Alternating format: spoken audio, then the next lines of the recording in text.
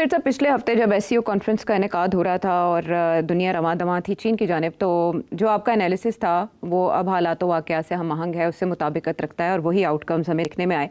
आपने अपने तज्ज़िये में कहा था कि ग्लोबल ऑर्डर बदल रहा है, उसकी निशानियाँ वाज़ेह होती जा रही हैं और आपने अपने तबसरे में ये भी फरमाया था कि एससीओ के ऑब्जेक्टिव्स के हवाले से बेशक अब हम अपनी जगह, लेकिन सिग्नलिंग हो रही है। अब वो सिग्नल्स जो हैं वो अमेरिका और मगरिब को कैसे नज़र आ रहे हैं, उनके लेंस से वो क्या देख रहे हैं, उस पर तबसरे किए जा रहे हैं। और इस इजलास में शिरकत करके क्या मिला चाइना को, पूरी दुनिया को बुला के, मदऊ करके, मैसेज दे के, मोदी जी क्यों गए इंडिया और रशिया के पर्सपेक्टिव से इसमें क्या था, पाकिस्तान और बाकी ममालिक बाद में। लेकिन मेरा सवाल आपसे ये है कि क्या इस एससीओ समिट के और उसके बाद परेड से जो टारगेट्स मतलूब थे वो पूरे हो गए, हासिल हो गए? बहुत अहम सिग्नल, सिर्फ अमेरिका को नहीं, सारी दुनिया को।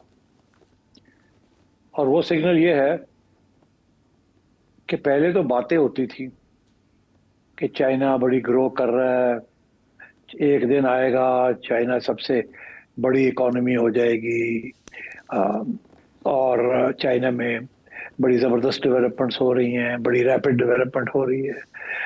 इस किस्म की बातें होती थी कि चाइना इस वक्त हालांकि उसकी जो मईशत है वो अमेरिका की मईशत से बहुत कम है, मगर फिर भी ये कि अभी जल्दी एक दिन आएगा चाइना एक ग्रेट पावर बन जाएगा, ये बातें होती थी। आज ये बातें नहीं हो रही। आज ये बात हो रही है कि चाइना एक ग्रेट पावर बन गया है। अब वो खत्म हो गई बात के बनेगा, चाइना बन गया है। चाइना इसलिए बन गया है कि उसने दो तीन चीजें नुमाया कर दी हैं। एक ये कि उसकी जो मिलिट्री माइट है वो अब अमेरिका से कोई कम नहीं है। जिस किस्म की वो परेड हुई है और जहाँ जिस किस्म के उन्होंने हथियार दिखाए हैं और जिस किस्म की वो एडवांस टेक्नोलॉजी के बेस के ऊपर वो बने हैं और कितनी उनकी रीच है, ये नहीं कि सिर्फ एशिया तक या साउथ चाइना सी तक या ताइवान तक। उनकी जो रीच है, जो उनकी हाइपरसोनिक मिसाइल्स हैं और लेजर गाइडेड वेपन्स हैं, they are now in space and over 20,000 kilometres वो स्ट्राइक कर सकते हैं। और इसलिए डेमोन्स्ट्रेट कर दिया है चाइना ने कि जहां तक मिलिट्री माइट है वो अब अमेरिका से कम नहीं है। तो ये पहली दफा ये इस बात का एहसास हुआ है। पहले ये था कि अमेरिका बहुत आगे है, वेस्ट बहुत आगे है, चाइना जो है वो बहुत पीछे है। मगर दो तीन चीजें ऐसी हुई हैं जिसके साथ चाइना ने डेमोन्स्ट्रेट कर दिया, दिखा दिया है कि उनकी मिलिट्री माइट जो है वो बहुत एडवांस्ड है और जो लोग तवक्को कर रहे थे वो गलत था। सबसे पहला इशारा तो पाकिस्तान के जरिए चाइना ने किया और ये तो अब डोनाल्ड ट्रंप भी मानता है, कभी कहता है 5 जहाज गिराए, कभी कहता है 7 गिरा दिए।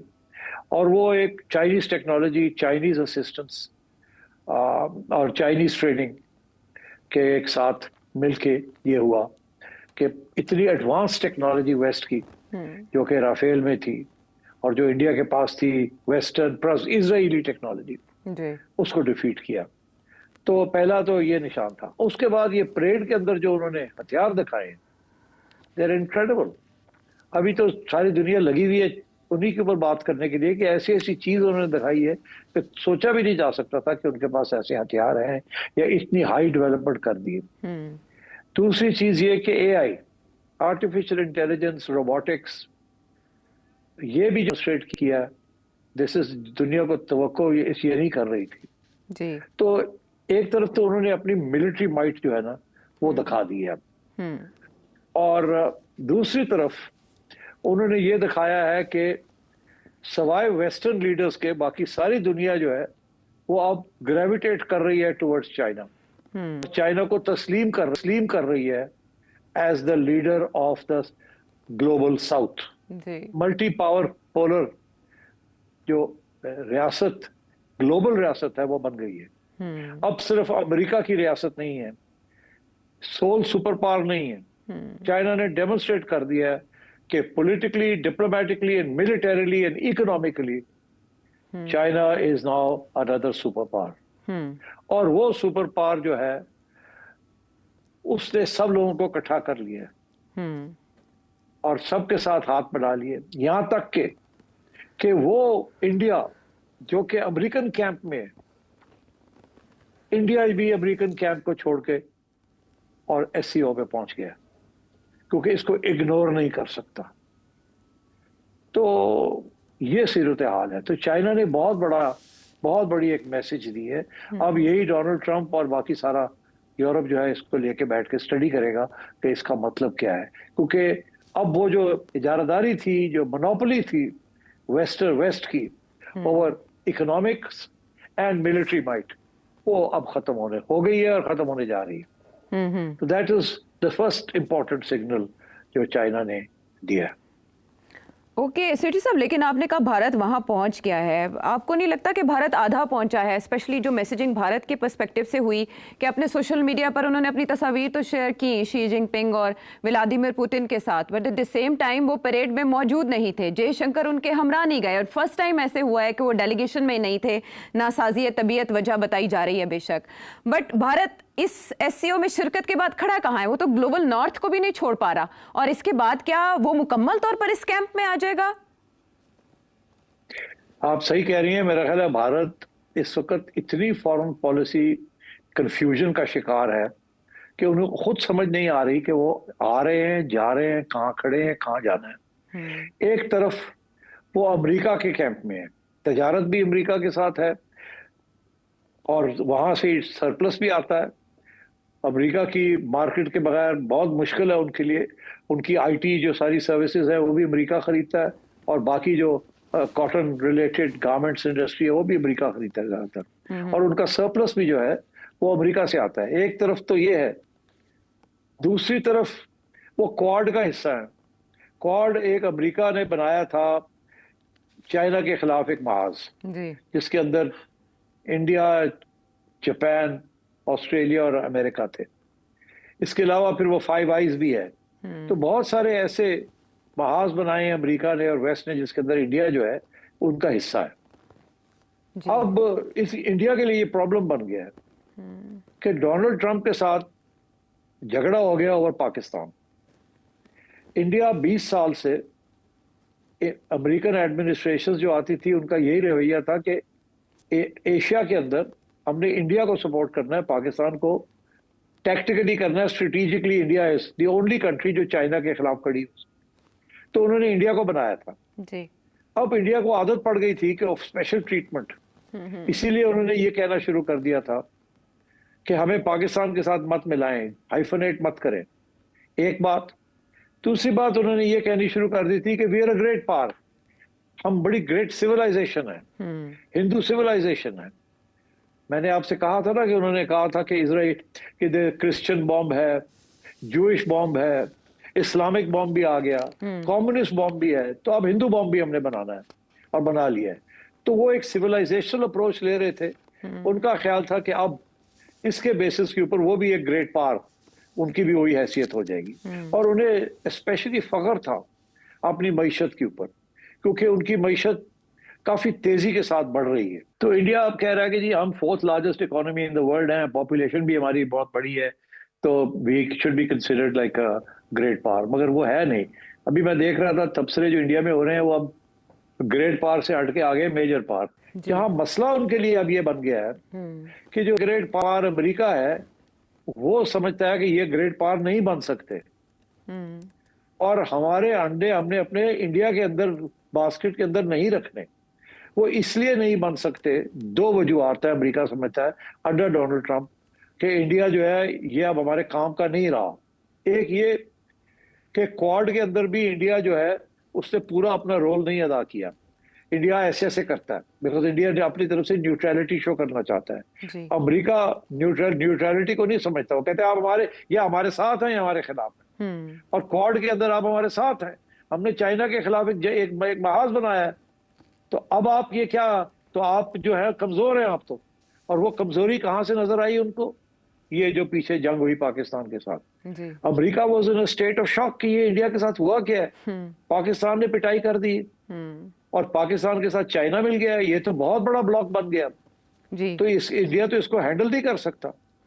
फिर अमेरिका ने ये देखा कि अब फिर हमारे इंटरेस्ट क्या है इंडिया के अंदर। अगर इंडिया चाइना के खिलाफ खड़ा नहीं हो सकता और पाकिस्तान के खिलाफ नहीं हो सकता, तो चाइना के खिलाफ कहां खड़ा होगा। जी। तो फिर हम क्या करें।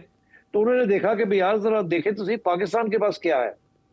तो जब उन्होंने पाकिस्तान की तरफ देखा तो उन्हें दो तीन चीजें नजर आई। उन्हें क्या नजर आया। उन्हें एक तो ये नजर आया कि ये तकड़े लोग ने हाँ में हाँ मिला के करते हैं। हमने इनको कहा सीज फायर करेगा, डन, जल्दी फैसले और हमें नोबेल प्राइज के लिए नॉमिनेट कर दिया। वाह जी। क्या बात हुई। फर्स्ट। दूसरी बात उन्होंने कहा कि यार इनके पास तो रेयर अर्थ मिनरल भी बड़े हैं। जी। वो तो इनके पास पैसे नहीं है निकालने के लिए, मगर सारी रिपोर्ट्स जो आ रही हैं वो यही आ रही है कि इनके पास रेयर अर्थ मिनरल्स है।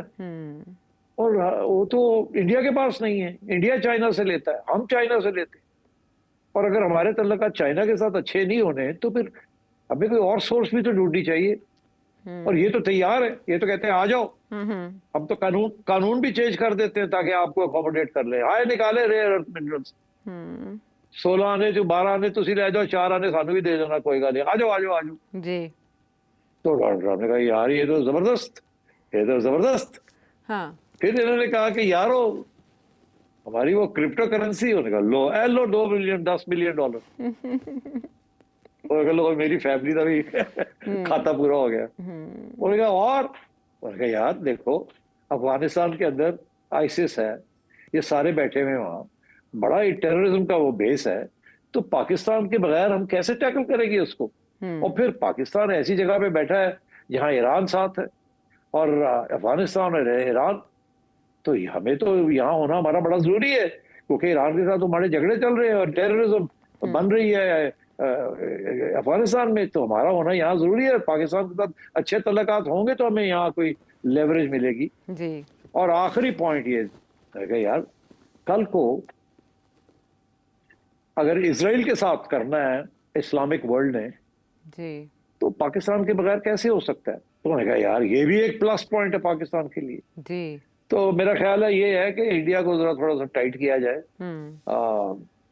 और तो जुबान इनको समझ नहीं आती, तो पाकिस्तान के साथ तल्लुकात अच्छे रखने चाहिए, दोनों का फायदा इसके अंदर। तो मेरा ख्याल है इस किस्म की सोच डोनाल्ड ट्रंप की और उसकी इस एडमिनिस्ट्रेशन की है कि इंडिया की वो हैसियत नहीं रही जो पहले थी। अब पाकिस्तान को टैक्टिकली लिफ्ट कराने की जरूरत है और स्ट्रेटेजिकली इंडिया जो है is not shooting us anymore. और अगर या तो हमारी सारी बात मान जाए तो फिर ठीक है, हमें जो हम कह रहे हैं वो करे, और अगर नहीं करता तो फिर देखा जाएगा। तो एक तरफ तो ये हुआ, दूसरी तरफ नरेंद्र मोदी जो है वो उसका सारा हिंदुत्व का जो प्रोजेक्ट है उसके 3 सतून है। एक सतून ये है कि अंडर हिंदुत्व बीजेपी हम ग्रेट पावर बनने जा रहे हैं जी। दूसरा सतून ये है कि हम अमेरिका के बेस्ट फ्रेंड्स हैं। और तीसरा सतून ये है कि पाकिस्तान के खिलाफ है, मुसलमानों के खिलाफ है, इसी वजह से हमें वोट मिलता है। ठीक है। अब तीनों सतून जो है वो खतरे में आ गए जी। खतरे में आ गए बिकॉज वो एक्सपोज हो गया है नरेंद्र मोदी। अमेरिका उसका दोस्त नहीं रहा उस तरीके के साथ, ग्रेट पावर वो बनने से रहे, वो तो अब कोई चांस ही नहीं है। चाइना ने डेमोन्स्ट्रेट कर दिया कि ग्रेट पावर होता क्या है। तो और पाकिस्तान ने डिफीट कर दिया है जंग के अंदर, और कोई इम्कान नहीं है कि अगर इंडिया फिर कुछ करने की कोशिश करेगा तो फिर भी इसी किस्म का जवाब मिलेगा। क्योंकि पाकिस्तान अब अकेला नहीं है, चाइना के उसके साथ है, इट्स वन, एक ही समझे आप फॉर मिलिट्री पर्पसेस। तो इसलिए इंडिया ने भी ये सोचा कि यार इस वक्त तो हमने अपनी फॉरेन पॉलिसी की सोचना पड़ेगा, डोमेस्टिक पॉलिसी सोचनी पड़ेगी।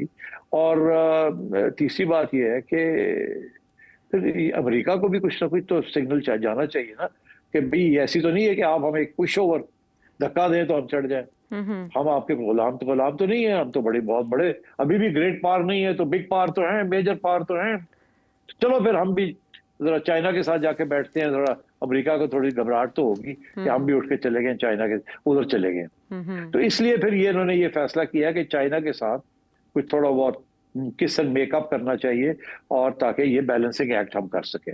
अब पाकिस्तान तो मास्टर है इस बैलेंसिंग एक्ट का, इसको पता ही है आपको। अब इंडिया की भी यही कोशिश है कि किसी तरीके के साथ कोई बैलेंसिंग एक्ट किया जाए ताकि अमेरिका जो है वो भी रहे और हम एससीओ का हिस्सा भी रहे।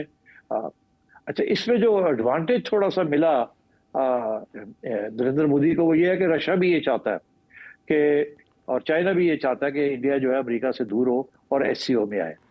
और अगर वो एससीओ में आ जाता है तो उसका ये मतलब है कि वो चाइना की लीडरशिप को एक्सेप्ट करता है। बिकॉज चाइना का जो मॉडल है वो ये है कि ग्लोबली मल्टीलैटरलिज्म होनी चाहिए, मल्टीपोलैरिटी होनी चाहिए, जी। मगर एशिया के अंदर एक ही ग्रेट पावर है, दो ग्रेट पावर एशिया में नहीं हो सकते। आप समझ रहे हैं? जी। तो इसलिए आई थिंक इंडिया के लिए ये प्रॉब्लम बना है कि अब वो उसकी हैसियत क्या होगी। ना वो ग्रेट पावर है, ना वो एशिया के अंदर ग्रेट पावर बन सकता है। ग्लोबल तो छोड़ ही दे, यहाँ तो चाइना बैठा है जी। और सारी दुनिया ने जाके और चाइना को तस्लीम कर लिया है। सारे सेंट्रल एशिया ने तस्लीम कर लिया है, मिडल ईस्ट ने तस्लीम कर लिया है, लैटिन अमेरिका तस्लीम करने जा रहा है। तो ये इतना बड़ा जो चाइना ने ये जो कदम उठाया है और डेमोन्स्ट्रेट किया है, इसके साथ सारे जो इक्वेशंस थे पुराने वो सारे तब्दील हो गए। और इस वक्त जिन्होंने कहते हैं ना पसूड़ी पई यूरोप और अमेरिका इसके, अब आगे अब क्या होगा, नया वर्ल्ड ऑर्डर जो है वो कैसे बनेगा और कैसे चलेगा।